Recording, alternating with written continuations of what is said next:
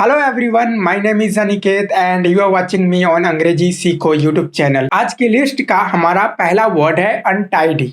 Untidy का मतलब होता है वह व्यक्ति जो अपने आसपास की चीजें साफ सुथरे ढंग से नहीं रखता है, बिल्कुल ही मैले कुचैले तरीके से रहना पसंद करता है, चीजों को एकदम से अव्यवस्थित तरीके से रखता है। मान लीजिए कि आप और आपका दोस्त कहीं किराए के कमरे में रहते हैं और आपका जो दोस्त है वो चीज़ों को एकदम बिखेर करके रखता है, अव्यवस्थित तरीके से रखता है, एकदम से वो मैले कुचैले तरीके से वो रहता है। तो आप यहाँ पर कह सकते हो माई फ्रेंड इज अनटाइडी। किसी पर्सन के अलावा आप इस वर्ड का प्रयोग किसी वस्तु या किसी स्थान के लिए भी कर सकते हो। मान लीजिए कि आपके कमरे का पूरा सामान इधर उधर बिखरा पड़ा है, बिल्कुल ही अव्यवस्थित तरीके से रखा हुआ है, तो आप यहाँ पर कह सकते हो माई रूम इज अनटाइडी।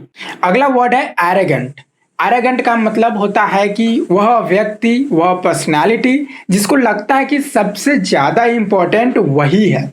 वह ना तो किसी दूसरे की इम्पोर्टेंस को समझता है, ना किसी की वैल्यू करता है और ना ही रिस्पेक्ट करता है। तो हिंदी में तो ऐसे पर्सनालिटी को अहंकारी या घमंडी बोलते हैं। मान लीजिए कि आपके अराउंड कोई ऐसा कोई व्यक्ति है तो आप उसको कह सकते हो ही इज एन एरोगेंट पर्सन। अगला वर्ड है बैक बाइटर। ऐसे लोग आपके आसपास, आपके अराउंड जरूर मिल जाएंगे जो लोगों की चुगलियाँ करता है, यानी लोगों की पीठ पीछे उसकी बुराई करता है। तो हिंदी में ऐसे लोगों के लिए एक वर्ड है चुगलखोर। हिंदी में चुगलखोर कहते हैं और इंग्लिश में बैक बाइटर। मान लीजिए कि राजू आपका एक क्लासमेट है और वह आपके पीठ पीछे आपकी बुराई करता है किसी दूसरे फ्रेंड से। तो जब आपको पता चलता है कि वह आपकी पीठ पीछे आपके बारे में कुछ बुरा भला कह रहा था, तब आपको पता चलता है कि Raju is a back biter. हमारा अगला वर्ड भी बिल्कुल सिमिलर है, बैक स्टबर। बैक स्टबर का मीनिंग भी बिल्कुल बैक बाइटर की ही तरह होता है। मान लीजिए कि आपका कोई दोस्त है जो आपके सामने यह तो दिखावा करता है कि वह आपका फ्रेंड है या आपका वेल विशर है, लेकिन आपके पीठ पीछे आपके बारे में जहर उगलता है। तो यहाँ पर आप उसके लिए बैक स्टबर का यूज करोगे। My friend is a back stabber. बढ़ते हैं हम अपने अगले वर्ड की तरफ। हमारा अगले वर्ड का मीनिंग भी बिल्कुल इसी से रिलेटेड है, स्नेक इन द ग्रास। कोई ऐसा व्यक्ति या आपका रिश्तेदार, कोई आपका ऐसा दोस्त जो आपके सामने तो यह दिखावा करता है कि वह आपका अपना है, लेकिन आपके पीठ पीछे आपको नुकसान पहुंचाने को हमेशा तैयार रहता है। इसका एक एग्जाम्पल देख लेते हैं। He is a snake in the grass. अगला वर्ड है स्टबर्न। स्टबर्न का मतलब होता है वह व्यक्ति जो एकदम जिद्दी हो, एकदम अड़ियल हो। मान लेते हैं कि आपके घर में आपका भाई कोई एक फैसला करता है और आपको और घर के आप बाकी मेंबर्स को लगता है कि उसने जो फैसला किया है वह बिल्कुल ही गलत है। आप लोग उसे समझाना स्टार्ट करते हो पर वह आप सबकी बातों को नहीं मानता है। तो यहाँ पर आपका भाई जिद्दी है, आपका भाई अड़ियल है। Your brother is stubborn. हमारा अगला वर्ड है डिसीटफुल। डिसीटफुल का मतलब होता है कपटी, बेईमान। ऐसा व्यक्ति जो एकदम से झूठ को सच और सच को झूठ साबित कर देता है।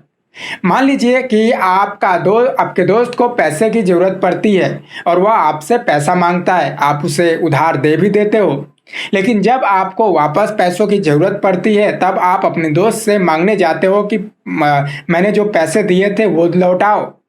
तो यहाँ पर आपका दोस्त कहता है कौन से पैसे, कब दिए थे। यहाँ पर आपका दोस्त आपसे बेईमानी कर रहा है। तो यहाँ पर आप कहोगे माई फ्रेंड इज सो डिसीटफुल। अगला वर्ड है unreliable.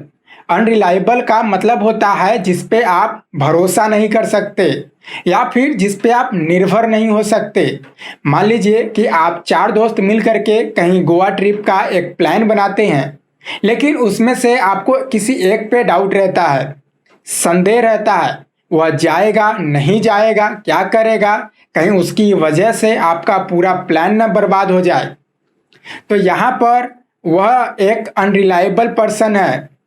He is an unreliable person, we can not trust him. हमारा अगला वर्ड है इम्पेशेंट। इम्पेशेंट का मतलब होता है उतावला, जिसके पास सब्र नाम की चीज बिल्कुल भी ना हो। मान लीजिए कि कोई आपका दोस्त आपसे हेल्प मांगने आता है, कहता है कि मेरा कोई काम कर दो, और एट द सेम टाइम आप उस टाइम किसी इंपॉर्टेंट काम में बिजी रहते हो, पर वह आपको बार बार फोर्स किए जा रहा है कि पहले मेरा काम कर दो, पहले मेरा ही काम कर दो, तो यहाँ पर उसके पास सब्र नाम की चीज बिल्कुल भी नहीं है।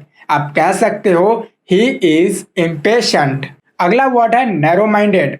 नैरो माइंडेड का मतलब होता है ऐसे ख्यालात वाले व्यक्ति जिसको लगता है कि वह जो बोल रहा है, जो उसके विचार है वही सही है, बाकी सब गलत है। मान लीजिए कि आप किसी व्यक्ति से किसी भी चीज के बारे में बात कर रहे हैं, जब तक आप उसकी बातों से सहमति करते हैं तब तक तो सब सही है, लेकिन जब आप उसकी बातों को अग्री ना करके अपना स्टैंड पॉइंट से कुछ बात कहते हैं तो वह आपकी बातों को मानने के लिए तैयार नहीं होता है, चाहे आप सही ही क्यों ना हो। तो ऐसे पर्सन को नैरो माइंडेड कहा जाता है।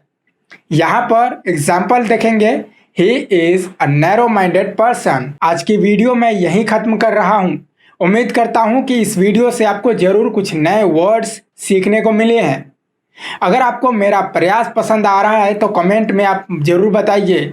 अगर आपको वीडियो अच्छी लगी तो प्लीज़ लाइक कर दीजिए और इसी तरह के वीडियोस पाने के लिए चैनल को सब्सक्राइब कर दीजिए। हमारी मुलाकात अगली वीडियो में होगी। Thank you for being with me. Bye bye and take care.